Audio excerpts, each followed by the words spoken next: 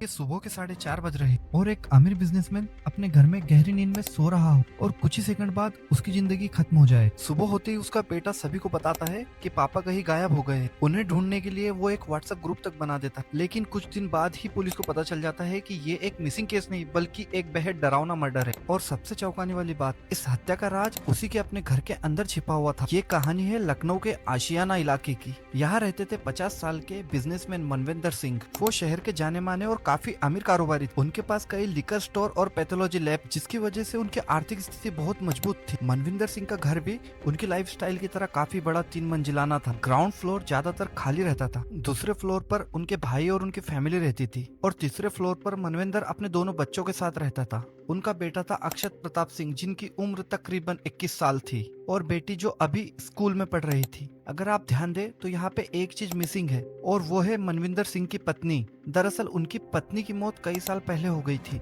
लेकिन उनकी मौत की वजह कभी साफ नहीं हो पाई। कुछ लोग कहते थे कि उनकी मौत मेडिकल कॉम्प्लिकेशंस की वजह से हुई थी, जबकि कुछ लोगों का मानना था कि उनके घर के अंदर के तनाव की वजह से उनकी जिंदगी खत्म हो गई। पत्नी के जाने के बाद मनविंदर सिंह अकेले ने ही अपने दोनों बच्चों की परवरिश की। उन्होंने पूरी कोशिश की कि उनके बच्चों को जीवन में कोई भी चीज की कमी ना हो। घर अच्छा था, पैसा था और सभी सुविधाएं थी, लेकिन परिवार के अंदर सभी उतना परफेक्ट नहीं था जितना बाहर से दिखाई दे रहा था। अक्षत बचपन से ही थोड़ा अलग स्वभाव का था। पड़ोसियों के अनुसार वो ज्यादा सोशल नहीं था, उसके ज्यादा दोस्त नहीं थे और वो हमेशा अकेला ही रहता था। मनविंद्र चाहता था कि उसका बेटा पढ़ लिख कर एक मजबूत करियर बनाए। उनकी इच्छा थी कि अक्षत मेडिकल लाइन में जाए और नीट परीक्षा पास करे, लेकिन अक्षत की दिलचस्पी उस दिशा में बिल्कुल नहीं थी। उसने कॉमर्स चुना और बीकॉम की पढ़ाई शुरू करने लगा। मनविंदर अपने बच्चों को हर सुविधा देते थे, अच्छा घर, अच्छी शिक्षा, अच्छा जीवन, लेकिन एक चीज में वो बहुत सख्त थे, पैसे की कीमत। उनका मानना था कि बच्चों को हर चीज आसानी से मिल जाए तो वो उसकी अहमियत नहीं जानते हैं। इसलिए उन्होंने अक्षत को अपने एक लिकर स्टोर में काम करने के लिए कहा। यह एक छोटा सा मैनेजमेंट का काम था,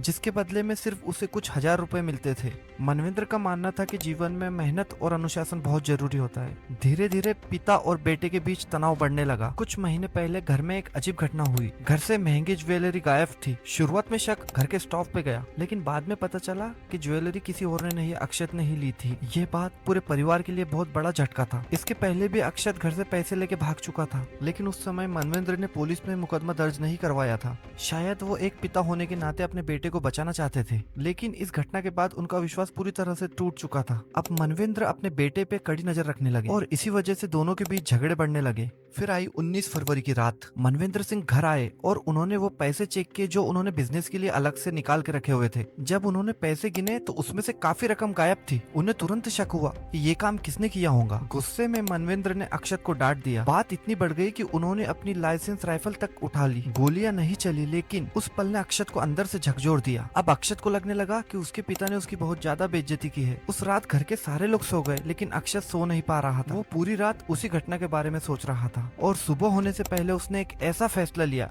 जो कभी वापस नहीं लिया जा सकता। सुबह 4:30 बजे अक्षत चुपचाप अपने पिता के कमरे में गया। अक्षत ने राइफल उठाई और सीधे अपने पिता पे गोली चला दी। सब कुछ मानो एक पल में खत्म हो गया। गोली की आवाज सुन के उसकी छोटी बहन कृति की नींद खुल गई। जब वो कमरे में पहुंची तो उसने देखा उसका भाई राइफल लेके खड़ा हुआ था और उसका पिता जमीन पे पड़ा हुआ था। अक्षत अपनी बहन को देख बस इतना बोला, यह सब गलती से हो गया। उसने अपनी बहन से कहा कि वो चुप रहे। इसके बाद अक्षत ने पूरी घटना को छुपाने की योजना बनाना शुरू कर दी। उसने सबको बताया कि उसके पापा किसी काम से दिल्ली गए हुए हैं। फिर उसने एक व्हाट्सएप ग्रुप बनाया और जिसका नाम रखा पापा घर लौट आओ। इस ग्रुप में रिश्तेदारों को और दोस्तों को जोड़ के उसने उसमें संदेश भेजा कि मेरे पापा लापता है। उसने पुलिस में मिसिंग कंप्लेंट भी दर्ज करवा दी, लेकिन जांच के दौरान पुलिस को धीरे धीरे शक होने लगा। जब पुलिस ने मनविंद्र का फोन का रिकॉर्ड चेक किया तो उनको पता लगा कि ये फोन लखनऊ से बाहर गया ही नहीं। यही से पुलिस का शक और गहरा होता गया। जब अक्षत से सख्ती से पूछताछ की गई तो उसकी कहानी बदलने लगी। आखिर दबाव में उसने अपना अपराध कबूल कर लिया। जब पुलिस घर पहुंची और ग्राउंड फ्लोर के एक कमरे में रखा हुआ बड़ा नीला ड्रम जब खोला गया तो अंदर का दृश्य देखकर सभी दंग रह गए। उस ड्रम में मनविंद्र सिंह के शव का हिस्सा मिला। बाकी शरीर के हिस्से पुलिस को अलग अलग जगह से बरामद हुए।